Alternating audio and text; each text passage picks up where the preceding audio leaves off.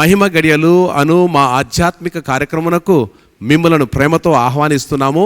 ఈ కార్యక్రమం ద్వారా మీరు స్వస్థత, విడుదల, రక్షణ పొందుతున్నారని విని మీతో కూడా కలిసి ఆనందిస్తూ ఉన్నాము. ఈరోజు వర్తమానము వినుటకు ముందు మీ పరిశుద్ధ బైబిల్ గ్రంథమును చేతితో ఎత్తిపట్టుకొని ఈ విశ్వాస ప్రకటన నాతో చెప్పండి. ఇది నా పరిశుద్ధ గ్రంథం, రెండంచుల ఖడ్గం, అపరంజి కంటే అమూల్యమైనది, విస్తారమైన మేలిమి బంగారు కంటే విలువైనది, తేనె కంటెను జుంటె తేనె దారుల కంటెను మధురమైనది, నా జీవిత నావకు దారి చూపే చుక్కాని, నా త్రోవకు వెలుగునిచ్చే దీపము. ఈరోజు నీ వాక్యమును వినుచుండగా వినగల చెవి, గ్రహించగల మనస్సు నాకు దయచేయము. నీ వాక్యము ద్వారా స్వస్థత, విడుదల, రక్షణ, అభివృద్ధి, ఆశీర్వాదము కలుగునని నమ్ముచున్నాను. ఆమెన్. దేవుని వాక్యంలో చూసినప్పుడు కావలివారు అనే మాట మనకు వినపడుతుంది. ఏ మాట అండి? కావలివారు. కావలివారు అంటే కాపలా కాసేవారు. చాలా రకాలైనటువంటి కావలివారు ఉన్నారు. ఎందుకంటే రైతులు పొలం మీద కాపలా కాసుకుంటూ ఉంటారు. అలాగే దేశానికి చుట్టూ కూడా కోట ఉంటుంది. ఆ కోట ఉన్నప్పుడు కోట బురుజుల మీద కావలి వారిని నియమిస్తారు. కోట బురుజుల మీద కావలి వారిని నియమించినప్పుడు ఆ కావలి వారు బురుజుల మీద ఉండి 4 దిక్కులా చూస్తూ ఉంటారు. ఎందుకంటే ఆ ముఖద్వారం దగ్గర నుండి లోపలికి ఎవరైనా ప్రవేశిస్తారా అని చాలా జాగ్రత్తగా చూస్తూ ఉంటారు. ఆ కావలివాడు కనుక నిద్రపోయేవాడైతే లోపలికి దొంగలు ప్రవేశిస్తారు, శత్రువులు ప్రవేశిస్తారు. అందుకని శంఖమును కాయటానికి దేవుడు కొంతమంది కావలివారిని ఇచ్చాడు. ప్రైజ్ గాడ్, హల్లెలూయా. కావలివారు ఎప్పుడు కూడా సంఘమును కాసే కాపలవారు ఎప్పుడు కూడా మొదట వాళ్ళు ప్రార్థనలో మెళకువగా ఉండాలి. ఎలా చెప్పండి? ప్రార్థనలో మెళకువగా ఉండాలి. రెండవది ఏంటంటే వాళ్ళు ఆత్మీయంగా దూరదృష్టి కలిగిన వారై ఉండాలి. దూరదృష్టి అంటే అదృశ్యమైన దాన్ని కూడా చూడగలిగిన శక్తివంతులై ఉండాలి. అంటే ఏంటంటే ఆత్మలో కాయాలి. ఎలా కాయాలి? ఆత్మలో చూడాలి, ఆత్మలో ప్రయాణం చేయాలి, ఆత్మలో నిండి ఉండాలి కావలివారు. అప్పుడు ఏ వైపు నుంచి ఏ దొంగ వస్తున్నప్పటికీ కూడా, ఏ వైపు నుంచి ఏ శత్రువు వస్తున్నప్పటికీ కూడా చాలా తేటగా చూడగలిగి వెంటనే సమాచారము సైనికులకు చెప్పి శత్రువుల బారి నుంచి ప్రజలను, కోటను కూడా తప్పించవచ్చు. అలాగే సంఘమును కాయటకు కావలి వారు కూడా ఎలా ఉండాలంటే బాగా మెళకువగా ఉండాలి. మెళకువగా ఉండటం మాత్రమే కాదు, కావలి వారు చాలా బాధ్యతగా ఉండాలి. ఎందుకు బాధ్యతగా ఉండాలంటే కావలివాడు కనుక బాధ్యతగా లేకపోతే శత్రువు చాలా త్వరగా లోపల ప్రవేశిస్తాడు. ఎప్పుడు శత్రువు లోపలికి వస్తాడో అప్పుడు అపజయం తప్పదు. అందుకని కావలివాడు ఎప్పుడు కూడా బాధ్యత కలిగి ఉండాలి. అతడు ఎప్పుడూ కూడా ఈ లోక సంబంధమైన దాని మీద మనస్సు పెట్టకూడదు. ఈ ప్రాపంచికమైన విషయాల్లో కూడా ఎక్కడ కూడా మనస్సు పెట్టుకోకుండా ఆత్మ సంబంధమైన సంగతులతో సరిచూస్తూ ఆత్మలో ఉండేవానికి ఏ శత్రువు ఏ పక్కన వచ్చినా సరే దాన్ని జయించడానికి తగిన అవకాశాన్ని దేవుడు ఇస్తాడు. అంతేకాదు, మరి ఏదైనా తోటలో దేవుడు మన ఆదాముకి చెప్పిన మాట కూడా అదే కదా. ఏం చెప్పాడు ఆదాముకి? ఈ తోట చెట్లు ఫలాలన్నీ తిను, ఒక్కటి తినద్దు. రెండో మాట ఏం చెప్పాడంటే, ముఖ్యంగా ఆయన చెప్పిన మాట ఏంటంటే ఈ తోటని చక్కగా కాయి. ఎలాగండి? చక్కగా కాయి. కాయి అన్ని పదములోనే ఉంది, అసలు భావం అంతా కాయి అన్నాయి. కాపరి అనే పదంలో ఉన్నది కాయి. తోటను కాయి అన్నాడు. ఈ తోటను కాయి అన్నప్పుడు నిజంగానే కాస్తానన్నాడు, కానీ తోటనే కాయలేకపోయాడు. ఎవరు వచ్చారు? శత్రువు వచ్చాడు. సైతాను వచ్చాడు లోపలికి. సైతాన్ లోపల ప్రవేశించిన తర్వాత దానిలో నుంచి తప్పించుకోవడానికి ఆవిడ ప్రయత్నం చేసింది, కానీ తప్పించుకోలేకపోయింది. సైతాను దూరంగా ఉండి మెళకువగా ఉండి దాన్ని చూడగలిగి వెంటనే ఏం చేశారంటే, కావలివాడు ఏదైనా శత్రువు వస్తున్నాడని చూసినప్పుడు కేకలు పెట్టాలి. కేకలు పెట్టమంటే దేవుని నామములో ప్రార్థన చేయాలి, దేవుని నామములో గద్దించాలి, దేవుని నామములో సాతానుడు అక్కడి నుంచి పారిపోయేటట్టుగా శబ్దం చేయాలి. అప్పుడు అక్కడి నుండి శత్రువు ఏం చేస్తాడు? పారిపోతాడు. కానీ నెమ్మదిగా దగ్గరకు వచ్చాడు. దగ్గరకు వచ్చిన తర్వాత వాడు ఏం చేశాడో తెలుసా? ఒక అబద్ధపు మాట చెప్పాడు. అబద్ధం మాట చెప్పేసరికి అబద్ధపు మాటతో ఏమైపోయింది? చుచ్చు వచ్చింది. ఎవరికి? ఆదాముకే కాదు, మనకు కూడా అదే తిప్పలు వచ్చింది. అందుకని ఎప్పుడూ కూడా కావలి కాసేవారు చాలా జాగ్రత్తగా ఉండాలి.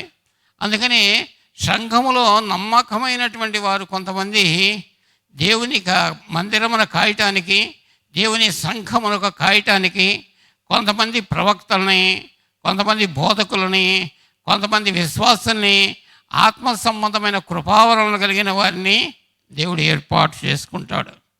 ఆత్మ సంబంధమైన కృపావరణలు కలిగిన వారిని దేవుడు ఏర్పాటు చేసుకున్నప్పుడు, ఏర్పాటు చేసుకున్న వారు ఏం చేయాలంటే చాలా జాగ్రత్తగా కాయాలి. అందుకని ఏదేను తోటలో ప్రభు వెళ్ళాడు కదా, మరి నీ సోదరుడు ఎక్కడ? కయ్యేను నీ సోదరుడు ఎక్కడ అంటే ఏమంటాడు? కావలివాడినా.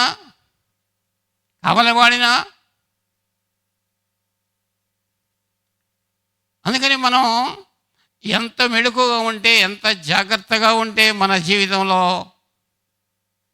అంత క్షేమం కలుగుతుంది మనకి. శత్రువు ఏ వైపు నుంచి వస్తుంది? సాతానుడు ఏ వైపు నుంచి వస్తున్నాడు? తెగులు ఎక్కడి నుంచి వస్తుంది? వ్యాధి ఎక్కడి నుంచి వస్తుంది? మరణం ఏ వైపు నుంచి వస్తుంది? ఏది ఏ వైపు నుంచి వస్తుందో చూడగలిగిన శక్తి కలిగిన వాళ్ళు అయి ఉండాలి. దేవుని సంఘములో ఉన్నటువంటి దేవుని పరిశుద్ధాత్మాభిషేకం పొందిన బిడ్డలు. అందుకని నా మీదకు ఏ తెగులు వస్తుందో, నా మీదకి ఏ ఆపద వస్తుందో అని మన్న కాసుకుంటూ మాత్రమే కాదు, మనము సంఘానికి అందరికీ ఏమవ్వాలి? కావలివారం.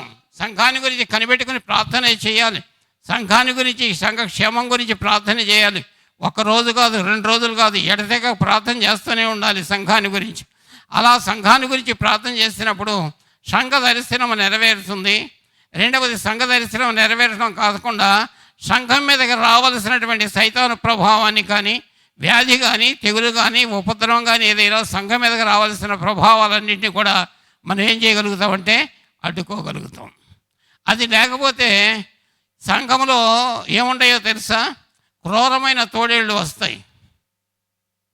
అపొస్తల కార్యంలో మన అపొస్తలుడైన పౌలు ఒక మాట చెప్పాడు, 20వ అధ్యాయం తీయండి. నేను వెళ్ళిపోయిన తరువాత క్రూరమైన తోడేళ్ళు మీలో ప్రవేశించునని నాకు తెలియను. ఆమేన్. నేను వెళ్ళిపోయిన తర్వాత పౌలు అంటున్నాడు, నేను ఇంతవరకు బాగా కాల్చాను సంఘాన్ని, చక్కగా కట్టాను నేను సంఘాన్ని, నేను మరి వెళుతున్నాను. నేను వెళ్ళిపోయిన తర్వాత ఎవరు వస్తారు? క్రూరమైన తోడేళ్ళు మీలో ప్రవేశించునని నాకు తెలియను. క్రూరమైన తోడేళ్ళు. ఇది ప్రవచనీకమైన సంఘం. ఏ సంగతి అండి? ప్రవచనీయమైన సంగతి. ప్రవచనీయమైన సంగతి ఏంటంటే ప్రవచనం ద్వారా దేవుడు ముందు వాడికి తెలియజేస్తున్నాడు. ఏం చేస్తున్నాడు? ఇప్పుడు బాగానే ఉన్నారు, మీరందరూ క్షేమంగానే ఉన్నారు. నేను వెళ్ళిపోయిన తర్వాత ఎవరు వస్తారు? క్రూరమైన తోడేళ్ళు వస్తారు. క్రూరమైన తోడేళ్ళు వస్తారు. తోడేళ్ళు ఎందుకు వస్తుంది మందలోకి? మందను పాడు చేయడానికి, మందను చెదరగొట్టడానికి క్రూరమైన తోడేళ్ళు వస్తాయి. అందుకని నేను వెళ్ళిన తర్వాత అనేక రకాలైనటువంటి దుర్బోధలు కూడా రావచ్చు. నేను వెళ్ళిన తర్వాత అబద్ధ బోధకులు కూడా రావచ్చు. నేను వెళ్ళిన తర్వాత అసత్యాన్ని సత్యంగా మార్చే బోధకులు కూడా మీ మధ్యలోకి రావచ్చు. వాళ్ళు మందని ఏం చేయరు? తోడేలు యొక్క స్వభావం ఏంటంటే ఆ తోడేలు మందని కనికరించరు.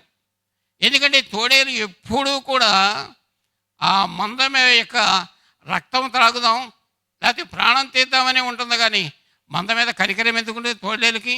అందుకని క్రూరమైన మనుషులు వస్తారు, దుర్బోధలు అనేకములు వస్తాయి. నేను వెళ్ళిపోయిన తర్వాత, పౌలు చెప్పిన తర్వాత, పౌలు వెళ్ళిపోయిన తర్వాత అట్లాగే చూసినట్టయితే గలతీయుల సంఘంలోనికి ఒక గొప్ప దుర్బోధ వచ్చింది. ఆ దుర్బోధను అరికట్టడానికి ఎంత ప్రయత్నం చేస్తారు, అది వ్యాప్తి చెందింది, కానీ అరికట్టడం అసాధ్యమైపోయింది. అంచేతంటే సంఘము ఎప్పుడు కూడా మెళకుగా ఉండాలి. దేనిలో ఉండాలంటే సంఘం ఎప్పుడు కూడా ఆత్మ సంబంధమైన సంఘంగా ఉండాలి. ఆత్మ సంబంధమైన సంఘంగా ఉన్నప్పుడు ఆ సంఘము బలమైన సంఘం అవుతుంది. ఆ సంఘం ఆత్మ సంబంధమైన ఉద్యమం వస్తుంది. ఆ సంఘంలోనికి ఆత్మలు అనేకములు రావడానికి, ఆ సంఘంలోనికి వచ్చిన వారు రక్షణ పొందడానికి, ఆ సంఘంలోనికి వచ్చిన వాళ్ళు మేలు పొందడానికి, ఆ సంఘంలోకి వచ్చిన వాళ్ళు అందరూ కూడా స్వస్థత పొందడానికి, ఆ సంఘంలోకి వచ్చిన వాళ్ళు ఆత్మీయ క్షేమాభివృద్ధి పొందడానికి దేవుడు అవకాశం కలుగజేస్తాడు. మందను కనికరింపరు. తర్వాత చదువు. మరియు శిష్యులను తమ వెంట ఈడ్చుకొని పోవాలనని, ఆమేన్, శిష్యులను తమ వెంట ఈడ్చుకొని పోవాలనని వంకర మాటలు పలుకు మనుషులు. ఏంటండి ఏ మాట, ఏ మార్గం? వంకర మాటలు. చూడండి, ఆ రోజుల్లో కూడా జరిగిన సంగతి ఏమిటంటే యేసుప్రభు విత్తనం విత్తెళ్ళాడు. ఏం విత్తనం విత్తాడు? గోధుమలు విత్తాడు. గోధుమలు విత్తిన తర్వాత ఆ గోధుమ పంట బాగా పండుతుంది, గోధుమలు పైకి వస్తాయని ఎదురు చూస్తునేసరికి శిష్యుల కంట ఒక సంగతి పడింది. ఆ శిష్యులకు కంట పడిన సంగతి ఏంటంటే వెంటనే గురుగులు మొలిసినాయి. ఆవేశంతో పరిగెత్తుకుంటూ వెళ్ళారు. ఎందుకు పరిగెత్తుకుని వెళ్ళారు? గురుగులు మొలిసినాయి, గురుగులు తీసేద్దామన్నారు. చూసారా? అలాగే అనుకోని సంగతులు జరుగుతూ ఉంటాయి. సంఘాలను కాయవలసిన బాధ్యత సంఘ సేవకులకు ఒక్కరికి మాత్రమే కాదు, సంఘ నాయకులకు మాత్రమే కాదు, సంఘ విశ్వాసులు సంఘమును కాయగలిగిన శక్తి ఉండాలి. సంఘ విశ్వాసులు దర్శనము కలిగిన వాళ్ళు ఉండాలి. సంఘ విశ్వాసులు వివేచన కలిగిన వారు ఉండాలి.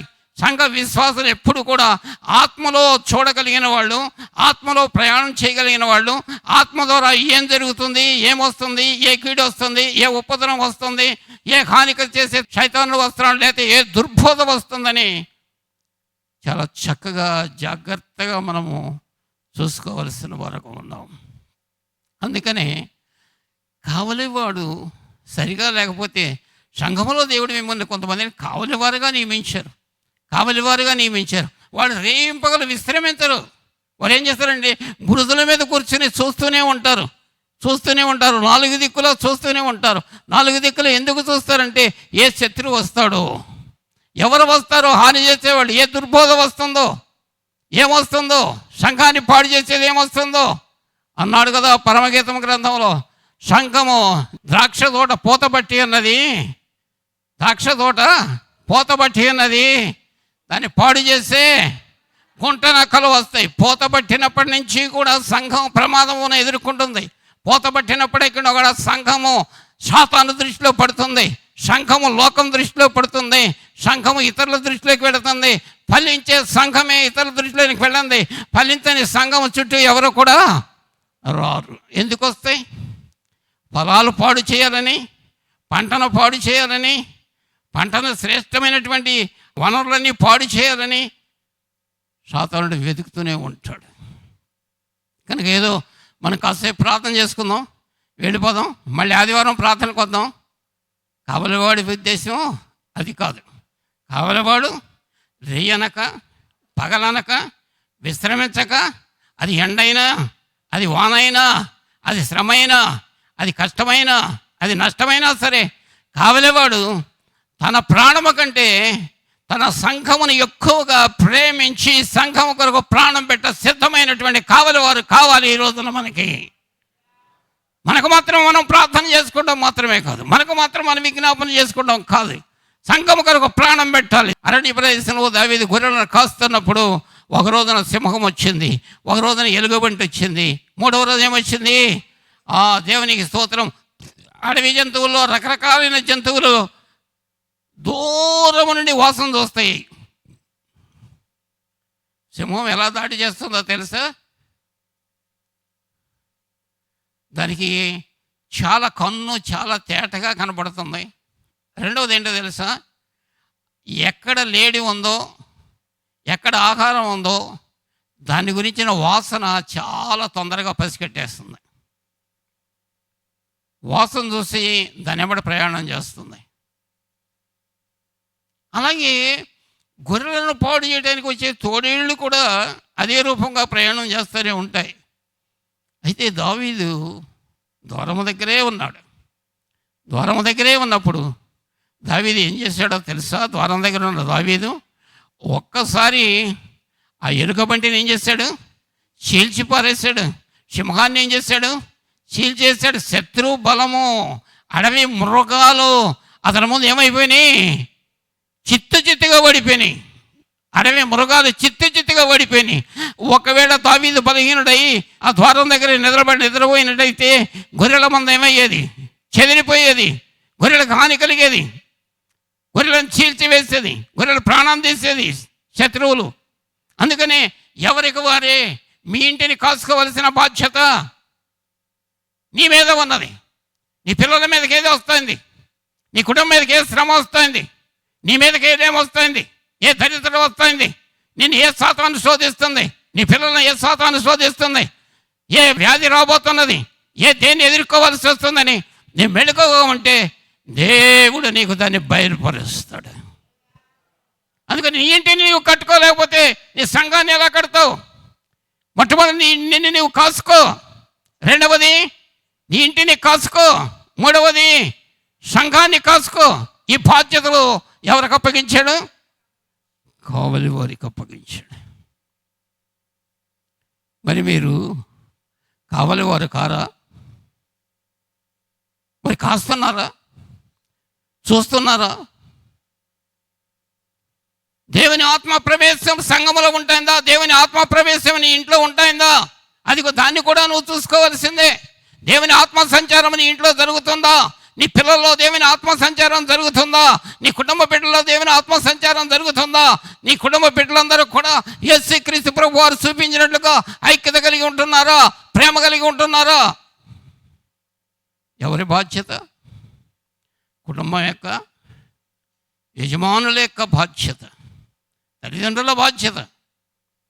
అందుకని అంతా అయిపోయిన తర్వాత అయ్యో అటు అవుతుంది అనుకోలేదు, అటు జరుగుతుంది అనుకోలేదు, ఇంకేముంది? గొర్రెపిల్ల కంఠం ఎక్కడికి వెళ్ళిపోయింది? సింహం నోట్లోకి వెళ్ళిపోయింది. ప్రయోజనం ఏముంది? అందుకని ఓరక దేవుని మందిరానికి వచ్చి వెళ్ళటం కాదు, ఆత్మలోకి వెళ్ళండి, ఆత్మాభిషేకం పొందండి. ఆత్మీయంగా ప్రతిదాన్ని చూడగలిగిన శక్తిని దేవుడు నీకు ఇస్తాడు. ఆ శక్తి పొందుకోవాలి. ఇది చాలండి. ఆదివారం అయిపోయింది, శుక్రవారం అయిపోయింది అనేది కాదు. నీ జీవితంలో గొప్ప బాధ్యతను దేవుడు అప్పగించాడు. యోనా 1:2 నీనెవే పట్టణస్థుల దోషము నా దృష్టికి ఘోరమాయను గనుక నీవు లేచి నీనెవే మహాపట్టణమునకు పోయి దానికి దుర్గతి కలుగునని ప్రకటింపుము. ఆమేన్. ఏ పట్టణం అండి? నీనెవే పట్టణం అందమైన పట్టణం కదా, అలంకరించబడిన పట్టణం కదా, దానిలో విద్యావంతులు లేరా?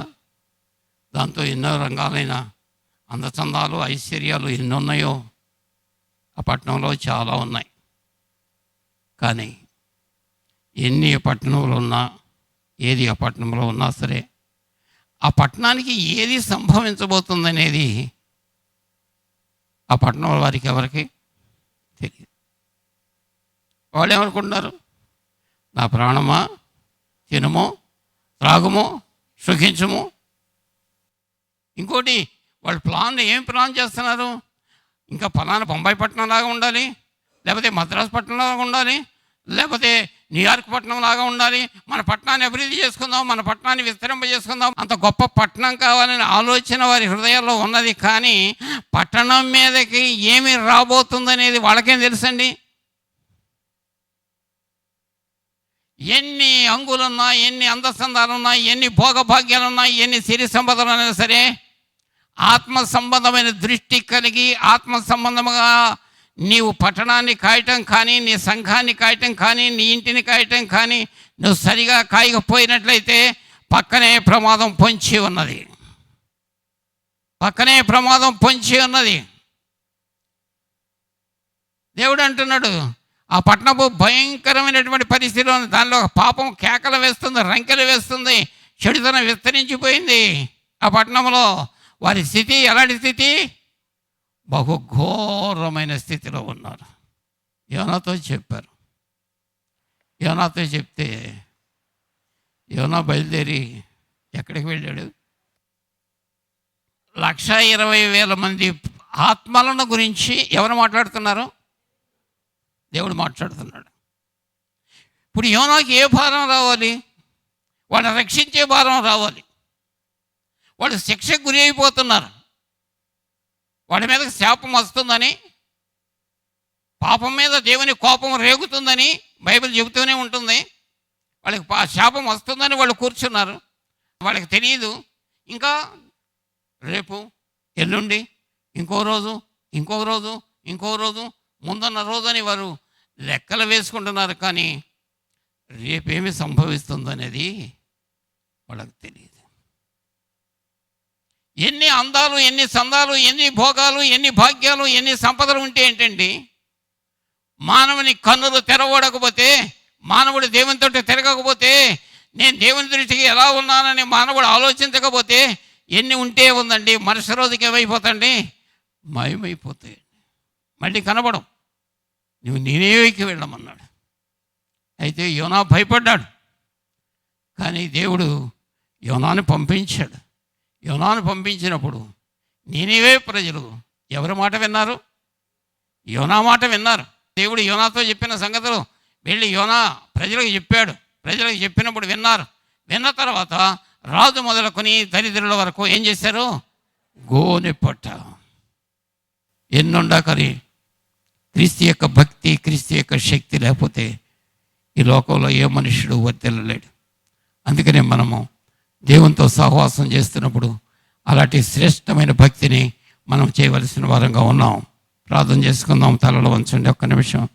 ఒకసారి నీకు నువ్వు పరీక్ష చేసి చూసుకో. ఏదైనా తోటలో కావలిగా ఉంచినప్పుడు సాతాను మోసపు మాటలకు హవ్వ మోసపోయింది. జీవితాన్ని సాతానుకు అప్పగించుకుంది. అదే సాతాను ఈ లోకంలో ఇప్పుడు కూడా పనిచేస్తుంది. ఎవరిని మింగుతున్నా అని గర్జించే సింహంలాగా తిరుగుతుంది. నువ్వు చూడగలుగుతున్నావా? నీ కన్నులు తెరవబడినాయా? ఏ హాని నీకు చేయబోతున్నాడు? సంఘంలో ఎవరికి ఏ హాని తలపెట్టాడు దుష్టుడు? నీ కుటుంబంలో ఏ హాని తలపెట్టాడు? నీ బిడ్డల మీద వాడు ఎంత బలాత్కారమైన ప్రయోగాలు చేస్తున్నారు. నువ్వు కనిపెడుతున్నావా? దేవుని చేతిలోనే ఉన్నావా? సాతాను చేతిలో ఉన్నారా అని తెలుసుకోగలుగుతున్నావా? ఆ వివేకము, ఆ జ్ఞానము కలిగి మనము దేవుని చేతికి మన అప్పగించుకోవాలి. మన కుటుంబాలను అప్పగించుకోవాలి. మన సంఘమును దేవుని చేతికి అప్పగించుకోవాలి. మన పట్టణము దేవుని చేతికి అప్పగించాలి. అలాగూ మనం దేవుని చేతికి అప్పగించుకుంటే ప్రియ దేవుని బిడ్డలారా, సురక్షితమైన స్థలంలో మనం ఉన్నట్టే. సురక్షితమైన స్థలంలో మనం ఉన్నట్టే. దుర్బోధలు విచ్చలవిడిగా వచ్చేసినాయి. క్రూరమైన తోడేళ్ళు సంఘములోకి వచ్చినట్టుగా దుర్బోధలు లోకములోకి వచ్చేసినాయి. మన సంఘమును కాసుకోవాల్సిన బాధ్యత మన మీద ఉన్నది. ఏది ఆత్మ సంబంధమైందో, ఏది ఆత్మ సంబంధమైంది కాదో, ఏది దైవ సంబంధమైందో, ఏది సాతాను సంబంధమైందో గ్రహించగలిగిన వివేకము మన జీవితంలో లేకపోతే క్షణములో మనం మోసం చేస్తాడు. అందుకని ప్రియ దేవుని బిడ్డలారా, ఈ ప్రత్యేకమైన సందర్భంలో దేవుని సన్నిధికి నిన్ను నీవు అప్పగించుకొని నువ్వు ఒక తీర్మానం చేసుకో. ఇక మీదట నేను నా బిడ్డలను కాసుకుంటాను, నా కుటుంబాన్ని కాసుకుంటాను, నా సంఘమును నేను కాసుకుంటాను. నా సంఘమును గురించిన బాధ్యత దేవుడు నాకు అప్పగించాడని ఈ సంఘమును గురించినటువంటి బాధ్యత కలిగి ప్రార్థన చేసినట్టయితే ఏ కీడు రాదు, ఏ ఉపద్రవం రాదు, ఏ తెగులు నీ గుడారం మీదకి రాదు, ఏ దుష్టిని ప్రభావం నీ ముందు ఏ మాత్రము నీకు హాని చేయలేదు. నీ వెళుతున్న మార్గాల్లో దేవుడు నీకు తోడుగా ఉంటాడు, వస్తున్న త్రోవల్లో నీకు తోడుగా ఉంటాడు. ఒకవేళ ఎక్కడైనా మరి అగాధంలో పడినా, మరి అగ్నిగుండంలో నడిచినా సరే, మరి యాకోబుని గురించి మాట్లాడిన మాటలు, అగ్ని నిన్ను కాల్చలేదు, నీరు నిన్ను తడపలేదు, ఎవరు నీకు హాని చేయలేరు, నేను నీతోనూ ఉంటానని యాకోబు సంతతితో దేవుడి సెలవిచ్చాడు. అలాగే ప్రియమైన దేవుని బిడ్డలారా, మనం కాచుకుందాం, మనం భద్రం చేసుకుందాం, మనం దేవుని చేతికి అప్పగించుకుందాం. సాతానుడు ఏ వైపు నుంచి వస్తున్నాడో చూసి వెరవేసి పట్టుకోవడానికి, ఏ వైపు నుంచి వస్తున్నాడో చూసి వాడిని ప్రార్థనాపూర్వకంగా తెలుసుకొని సంఘం చుట్టూ కంచె ఏర్పాటు చేసి, ప్రార్థన అనే కంచె ఏర్పాటు చేసి సంఘమును బలముగా మనం కాచుకుందాం. ప్రభువా, అలాంటి దరిద్రమనే బిడ్డలకు అనుగ్రహించి, ఎవరెవరు ఏ విధంగా నిద్రావస్థలో ఉన్నారో, ఎవరి కన్నులు ఇంకా తెరవబడలేదో, ఎవరి జీవితంలో ఈ బాధ్యత ఇంకా రాలేదు, ఈ రాత్రి ఆ బాధ్యత వారి కుటుంబాలకి, మా ప్రభా సంఘంలో ఉన్న ప్రతి వారికి అనుగ్రహించి ఆ బాధ్యత పైన అందరూ కూడా చక్కగా ప్రవర్తించడానికి మీరు సాయం చేయండి. యేసు నామమున తండ్రి, ఆమెన్, ఆమెన్.